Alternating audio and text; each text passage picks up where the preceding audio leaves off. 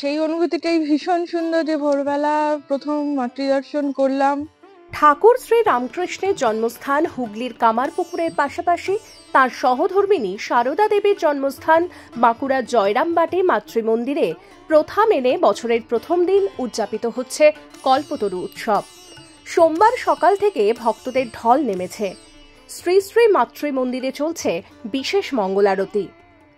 1886 সালের 1 জানুয়ারি কল্পতরু অবতারে অবতীর্ণ হন ঠাকুর শ্রী রামকৃষ্ণ পরমহংসদেব। বিশেষ এই দিনটিতে ঠাকুর রামকৃষ্ণের ভাবাদর্শে দীক্ষিত মানুষ ও প্রতিষ্ঠানগুলির তরফে কল্পতরু উৎসব উদযাপন করা হয়। মানুষের বিশ্বাস, কল্পতরু উৎসবের দিন মন থেকে কিছু চাইলে সে ইচ্ছা পূরণ হয়।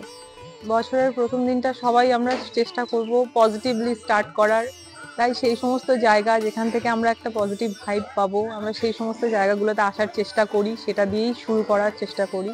ঠাকুরের কাছে চাওয়ার একটা এই সময়টা মনে হচ্ছে যেন একটা উপযুক্ত জায়গা। চাওয়াটা অন্যরকম চাওয়া, ঠিক বিষয় আশয় না, ঠিক বিবেক বুদ্ধি।